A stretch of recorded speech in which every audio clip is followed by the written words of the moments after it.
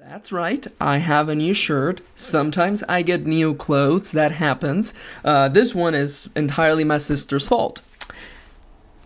If your immediate reaction is to think, wow Max, your sister has good taste, take away 5 max points because I picked this shirt.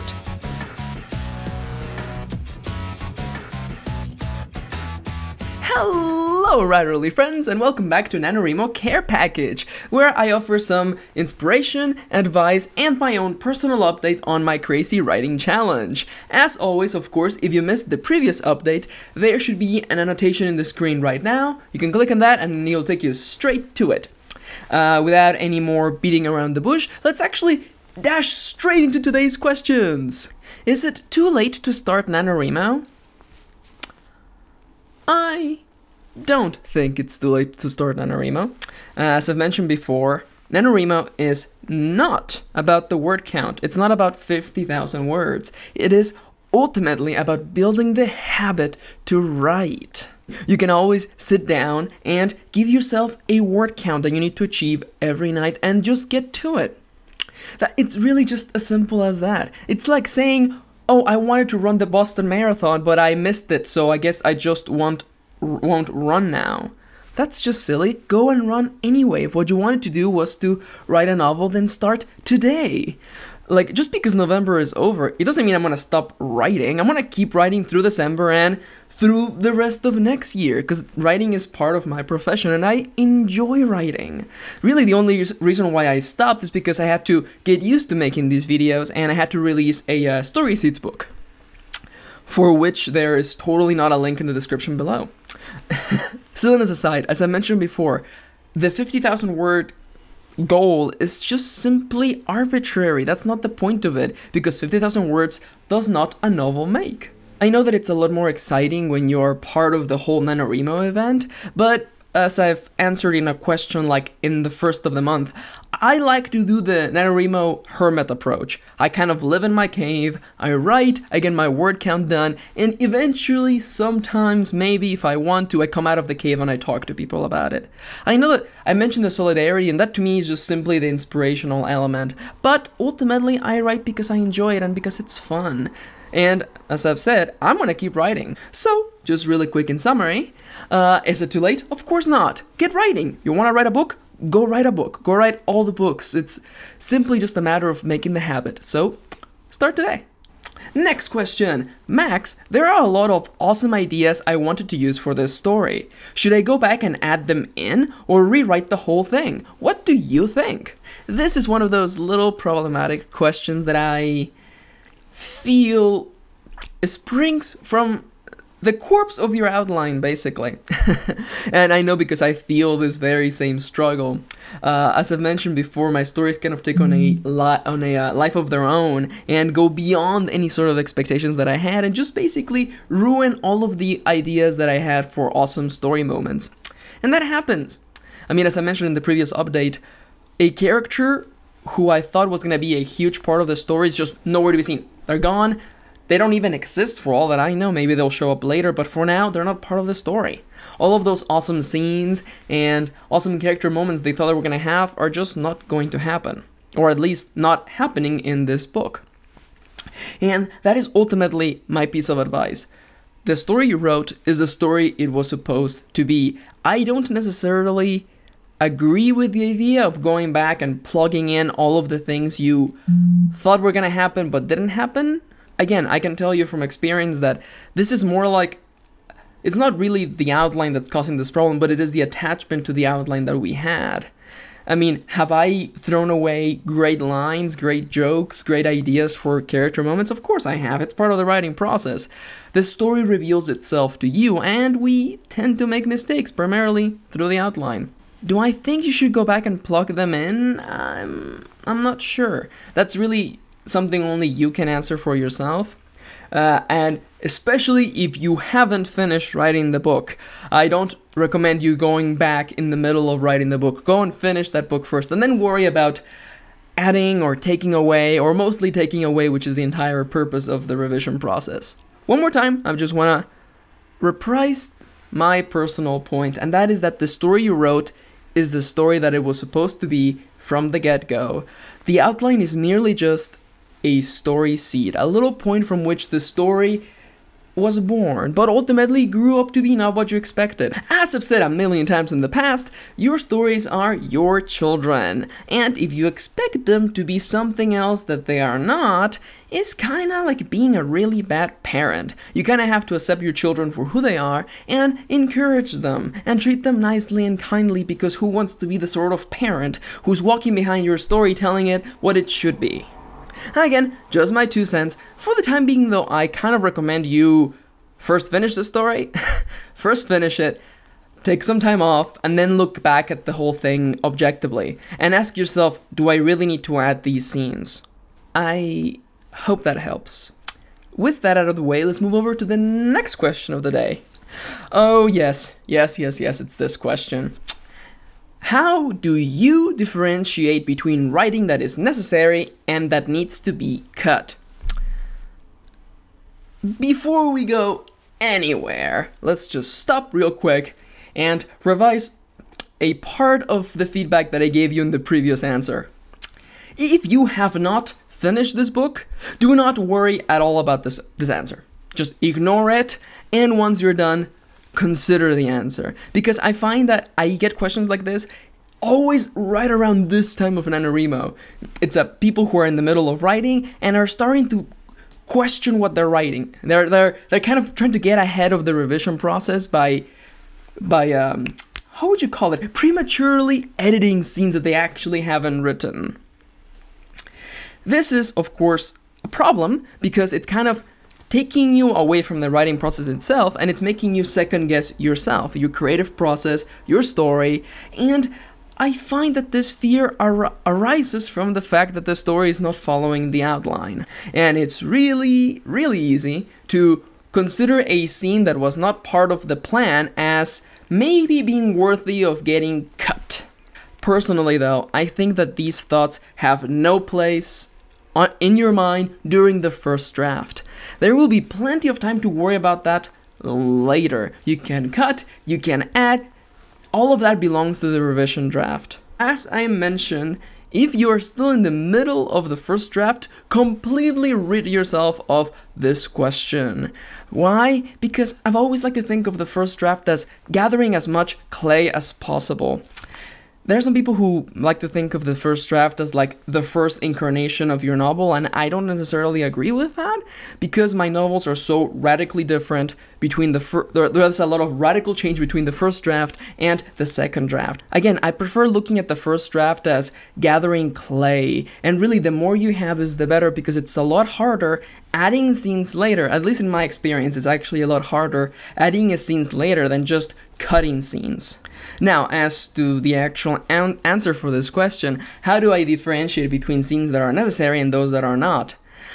I find that the best way for defining this, or for coming to terms with this, is distance. As I've mentioned before you even consider cutting anything, give yourself 3 weeks to a month away from this book. Once you finish it, put it aside and then pick it up later. And I can assure you that if you give it this enough time, you yourself will be able to see the difference, because you're going to be able to step out of your mind, look at the story objectively, and simply answer the question, does this need to be here?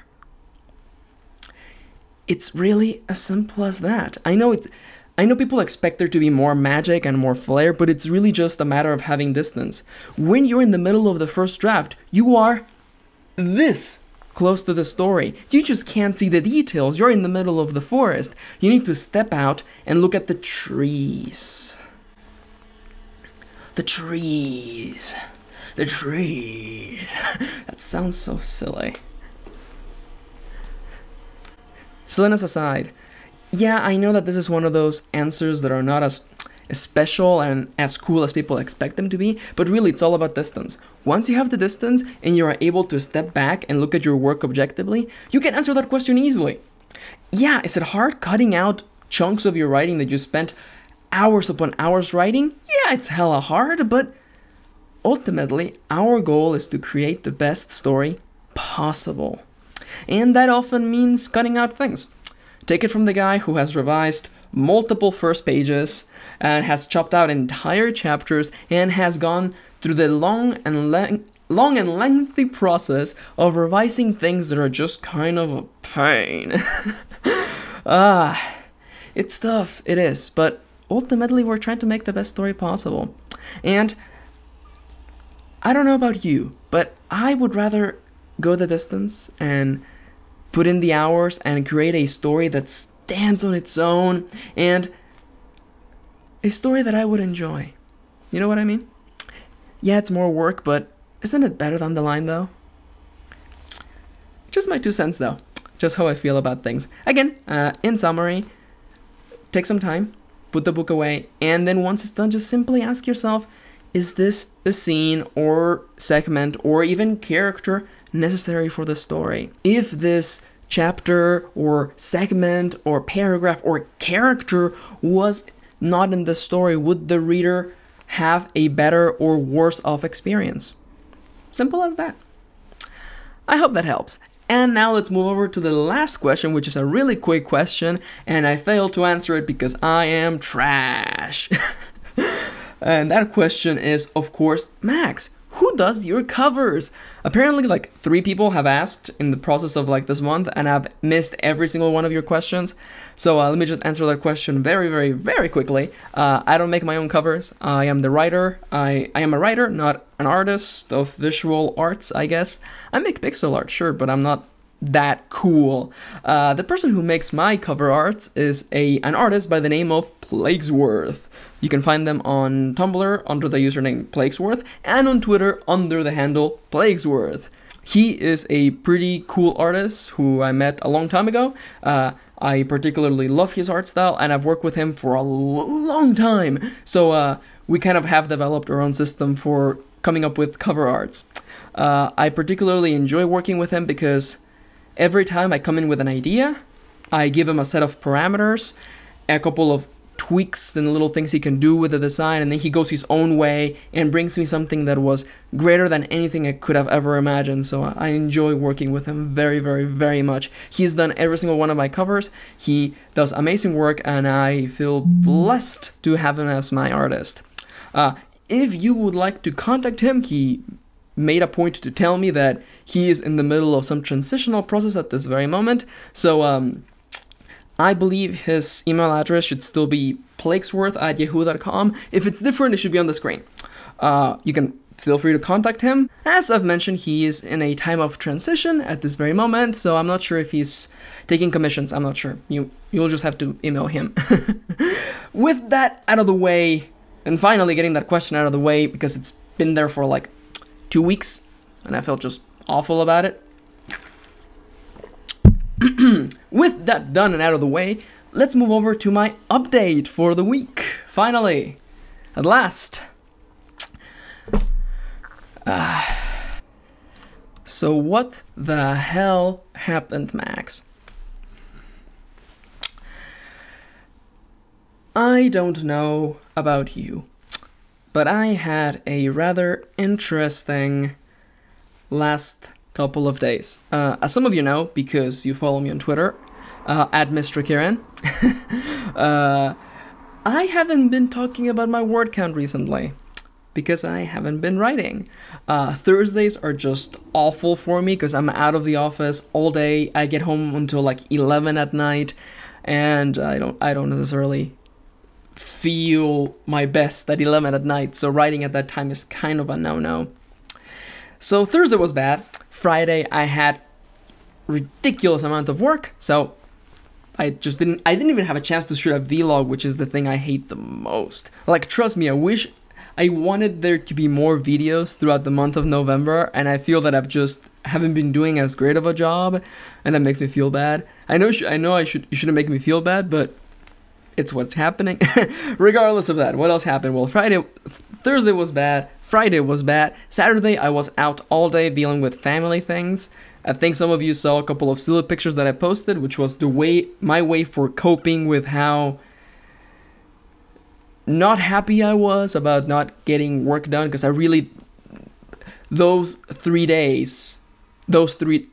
Those 3 days, all I wanted to do, I can add, you guys. I can totally add. If you can add, give yourself 3 max points. I was feeling bad because all I wanted was to write, and things kept getting in the way, and I was just being generally unhappy. So Sunday came up, and I woke up late. I wasn't feeling well. As some of you noticed, I kept battling with Twitter because I wanted to upload this funny image that I made for one of my favorite YouTubers, and it wasn't working. And I was just like, I guess I should go write. And I prepared everything. I sat down, and I wasn't feeling it. And I think it's a good time to bring that up, because I'm the sort of I am the first person in the world who would kick you in the butt and get you to write. And that time I was sitting there and I was like, I'm not feeling it. I'm not feeling well. I had something going on. I don't know what it was, but I just wasn't feeling it. And I kept asking myself, if it was any other person but me, would I give them leeway? And I realized that if it was any of my friends, or if it was any of my followers, I'll be like, if you don't feel like writing, then just don't go and write. But because it was me, I was being like extra hard on myself. So I took a few moments, I stopped, I slowed down, because I realized I'd basically been running in my head for the last 3 days. And on Sunday, I just stopped and meditated for a while, and I had to basically argue with myself and just realize, okay, what is it that I really want? And what is the most important thing I need to do right now? And as I've mentioned in the past, I know my body very well, and my body knows me very well, and I realized that I was just really tired, and I had been running for so long, running in my head. You know that feeling, right? Even when you get like 10 minutes to sit down, you're still going in your head, thinking of all of the emails you need to reply to, all of the business things you need to get out of the way, all of the signatures you need to sign and scan and then email back, and all of those things are cluttering in your head. And even when you're thinking you're resting, you're not actually resting, you're just thinking about work. That was basically me for 3 days, and on Sunday I realized, okay, we need to slow down. We need to slow down, take 5, just go and do something that is not work. Decompress. I like to call it decompressing. And I went and I did it. Did it feel good? A little. Part of me, like the annoying little part of me, was angry that I didn't get any writing done on Sunday. But I woke up today, on Monday, which is the pocket dimension in which I'm shooting this video, and I felt a lot better. I woke up at the perfect time. I worked out, I got a bunch of stuff done, a bunch of business stuff done, and I wrote. For the first time in 4 days, I wrote, and it felt good. So, if you would like a little license to take time off if you don't feel very well, take it from me. I am a hard ass when it comes to taking breaks. I joke about being a workaholic, which is really easy when you're self-employed, by the way. And I joke about it, but I know that it's bad and I shouldn't be doing that. So I try my best to listen to my body and just rest. And I rested. I did. I think my sister brought donuts, so I ate like 2 donuts, and I drank a lot of coffee, and I drank lots of water, and I played Binding of Isaac Rebirth, and I had like 3 Satan wins. It was awesome. And I kind of just chilled and rested and didn't think about work for like 3 hours. It was great. And thankfully I was able to come back today on Monday, which is the pocket dimension I am shooting this video on. And I feel amazing. I got a bunch of work-related stuff done. I answered all of those emails I needed to answer. And I wrote, and now I'm shooting this vlog, and it's early. I may even be able to clock out early. It's crazy. So I wanted to just give you, my wonderful, dear writerly friends, the license that if you're ever just not feeling like writing, listen to your body and give yourself some time. Okay? Now, with that long-winded speech, let's actually talk about numbers. Numbers. Let's talk about numbers. What was the last workout? I don't remember. I'm trash. I'm so much trash. If you ever need... It's funny because people are like, Max, don't say that. You're not trash. I'm like, I'm trash. I'm total trash. I'm the worst trash in the world. Day 10. Are you kidding me? No, that's not it.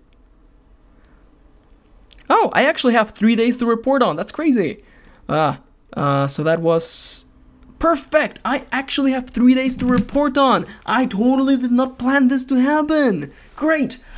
So for these are the following word counts for the last 3 days. On the 11th, I wrote 3,550 words. On the 12th, I wrote 3,157, and today, which is the 17th, I wrote 3,130 words, bringing my total up to 37,563. So now let's actually just fade back and actually talk about my writing process.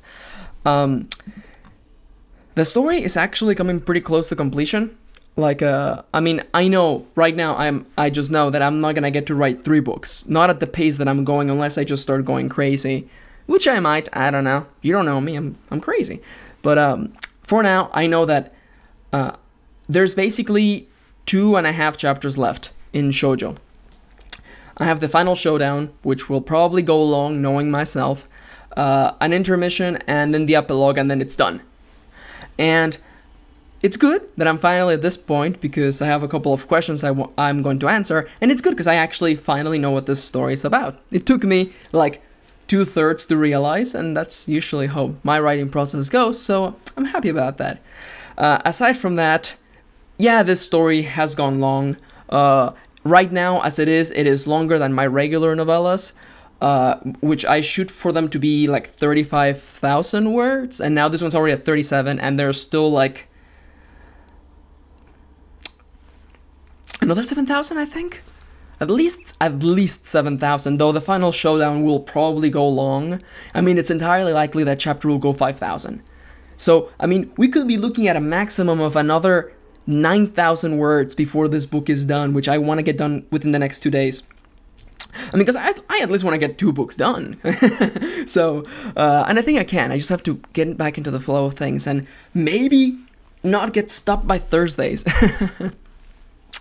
I am going to have a really awesome day tomorrow, so I should be able to have double writing session, and I should be able to catch up. So, I'm looking forward to that. But, no, yeah. Yeah, this book is going long. But it has been a fun journey. As I've mentioned, it takes me a long while to realize what the story is actually about. It really does. Like, I'm going to tell you right now, because I'm going to actually share with you what this story is about. Because one of you asked me, because I am such a mysterious douchebag, and I haven't actually told you anything about what this story is about, so I will do that today. Before that, though, when I wrote the first couple of chapters, I thought that girl, the protagonist of the story, who asks people to simply refer to her as girl for reasons that are part of the story, I thought she had a drinking problem at the beginning of the story. She had a couple of lines there, and I thought, okay, you have a drinking problem. That's okay. I'm okay with that. It's interesting. And I thought, let's go with this. And then as the story kept progressing, that kind of just stopped being part of the story. And I realized, this is clearly not part of your character. So I have like a bunch of notes, and I know that during the revision process, I'll make sure to remove those bits because they're really not part of who she is. I mean, maybe she does, maybe she doesn't. For now, I don't see how that benefits her character because it doesn't really change her. So here's a perfect example of revision, right? I thought from my outline and from my own mental work that she was going to have some sort of issue like this, and it ended up not being important. And really, it's not like it affects her character. She's complex enough as it is. So I will fix that during the revision process. No need to worry about it right now. There's plenty of things to worry about, like getting the book done. Aside from that, what else has been going on? That is pretty much it. So, without any further ado, nailed it. Let's actually answer a couple of questions about my book, about Shoujo's Bizarre Adventure. So, Lindsay, one of my longtime followers and a totally lovely person, wanted to know what the hell is my book about. And I should probably answer that question, seeing as how I'm almost basically done with it. Shoujo's Bizarre Adventure is my take on a few elements from from a Japanese manga known as JoJo's Bizarre Adventure, which has been running since like the 80s, by the way, so that manga is like over 30 years old, and it's broken into like 7 different arcs, and it's kind of ridiculous. It's a really ridiculous universe. But long story short, I can't even say long story short, because I want it to be like, well, in the world of JoJo's Bizarre Adventure, people have stands. And that's actually not true, because they don't appear until part 3, Stardust Crusaders. So let's just ignore Phantom Blood and battle tendencies, okay? I mean, I don't mean... No. I'm not saying let's completely ignore them just for the extent of this conversation. If you were reaching for your pitchforks and your torches when I said let's ignore parts 1 and 2, give yourself 10 points. You're really passionate about things. You almost lynched me for a slip-up. That's good. That's good. It's good to be passionate, you giant nerd. Silliness aside, in the world of JoJo, people have a stand. And a stand is a projection of their willpower. Those of you familiar with the Persona series will be able to recognize these as also being basically personas. Now, I love the concept of persona because it kind of takes the idea of a person's strength, and because people forget that the soul can also be a very powerful weapon, so why not just project your soul outwards into the form of a person? It kind of makes sense, right? And really, I love the idea that the original creator for JoJo was talking about the way stances work. I believe that he mentioned in an interview that he liked the idea, like when you see a person holding a spoon and bending it with their mind, it's actually the stand bending the spoon as a projection of their willpower. And I'm like, that's actually kind of cool, so let's just do that.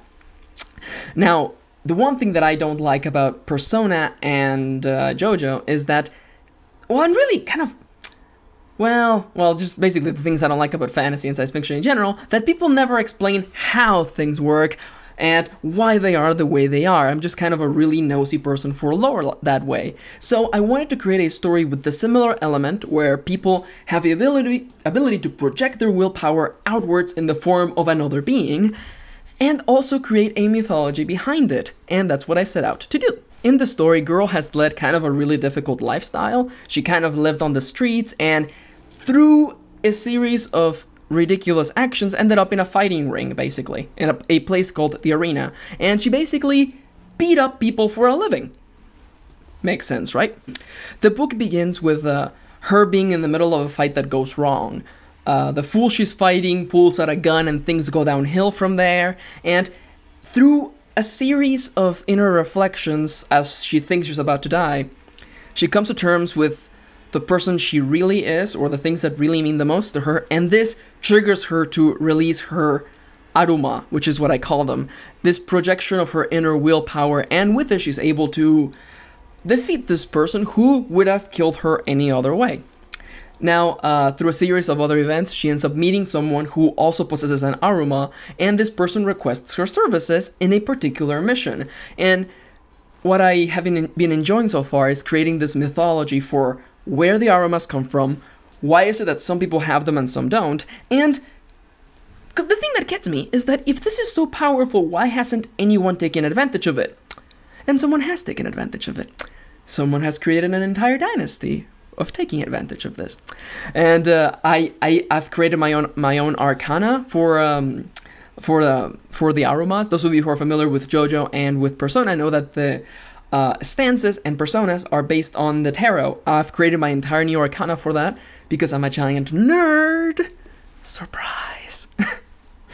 And I created my own arcana, my own mythology, and kind of different layers of the lore, which is just, I'm a giant nerd, I love that. And my favorite part is slowly unfolding that as the story progresses. Girl is a really good character because she's basically just discovered this, and she doesn't, well, it's more like the people she's in contact with are not releasing all of the information at once.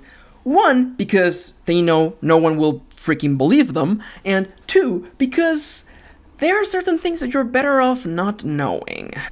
So, yeah, JoJo's Bizarre Adventure deals mostly with Girl and her companion, DD, who are basically going through this ridiculous mission, and the people they stumble upon along the way.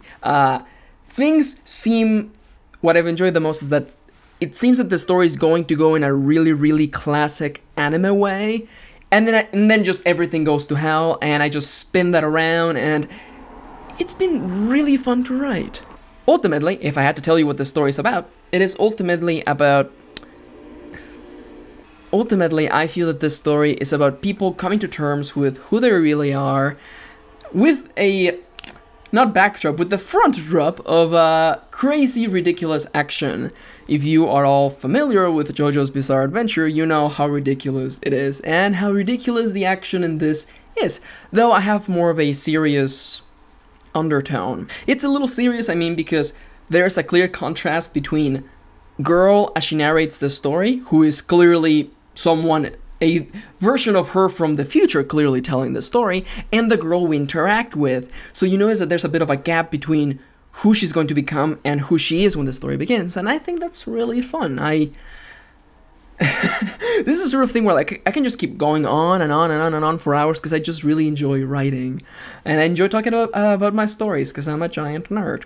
Now, one more question that someone sent in, and this is actually like it's a really good question because some people assume things, and assuming is not necessarily a good thing. So I want to just clear up any confusion you may have had up until this point. Am I going to be releasing Shoujo's Bizarre Adventure? Yes, I will. I will probably release it the same way I released Justine's Blood, which is probably going to be my model for books going forward. I release them on Wattpad for free. Basically, probably a chapter every 3 days or every 2 days, depending on the scheduling. And then once the book is completely released, I release the compiled ebook and the paperback version.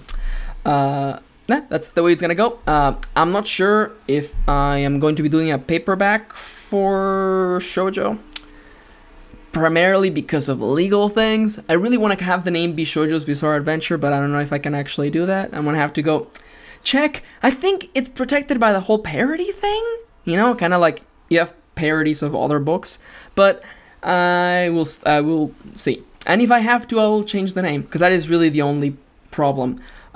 Everything else is completely different from JoJo, and I don't really foresee that being a problem. Other than that, though, I'm going to release it. You're all going to get to read it.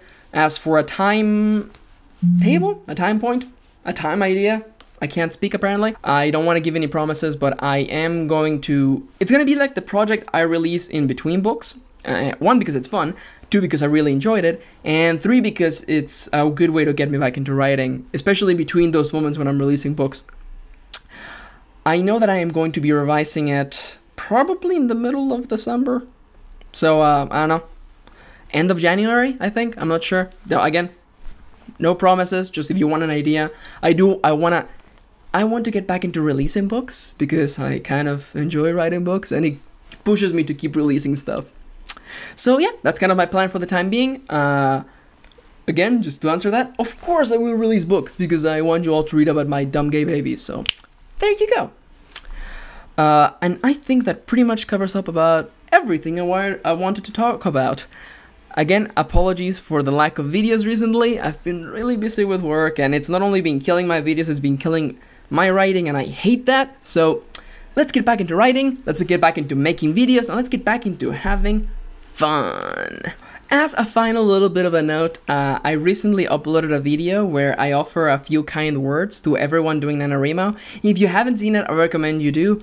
I honestly think it's like the best video I've done regarding NaNoWriMo, so I recommend you go watching. It is just a little bit of a little inspirational message for everyone doing NaNoWriMo. It can be really stressful, really daunting, and I think there's a better way to look at things. Nailed it. All of that silliness being said, I hope that this video has been helpful. If you enjoyed it, nailed it. If you enjoyed it, please leave a like and subscribe if you would like more. If you have any comments, recommendations, or questions, please leave them in the comments and I will answer them in the next video. As a little bit of a final note, I'm using a different video encoder for this, just to reduce the file size and make it easier to upload on YouTube. So please let me know what you think. I really would love to hear your thoughts. If the video looks way different in a negative way, because if it looks way different in a positive light, then yay. But if you don't like the way they look, please let me know. I will re-up this in the same way that I have always used to. So There will be no break in the quality. I want my videos to not only be meaningful, but also look good, you know, because looking good is important. So please let me know what you think. I'm using a new encoder, and I want to make sure that things are not only working well technically, but also aesthetically. With all of that said, of course, as always, if you would like even more writerly content, you should head over to my blog over at maxkieran.tumblr.com for your daily dose of writing advice, positivity, prompts, and more. Thank you for watching, writerly friend, and I wish you the best in these remaining days of NaNoWriMo. Be strong, be brave, write recklessly, and have fun. Mwah!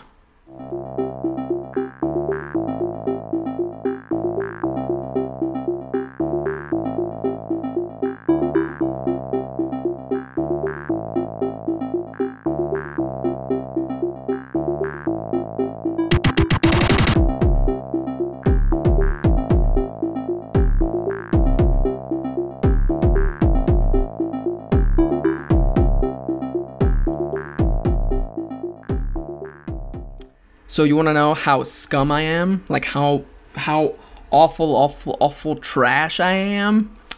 I play The Binding of Isaac Rebirth, right? Which is a really awesome roguelike adventure action-y game. And I have little puny novelist hands because I'm just weak, and I can't play on the keyboard because my hands just kind of, especially because I'm double jointed, so my hands kind of lock up. So I've been playing with the PS3 controller because I'm trash. Also, mad props to the members of the people who helped develop Rebirth and Edmund Macmillan, because I'm playing on the Mac and the game recognizes my PS3 controller without any setup, any drivers, anything. It's awesome and I love it. Other than that though, yeah, I'm trash. I am total trash. If you play The Binding of Isaac Rebirth, give yourself 10 max points. But if you play with the keyboard, because you're a hella pro elite MLG, give yourself another max points. Yeah, you're cooler than me.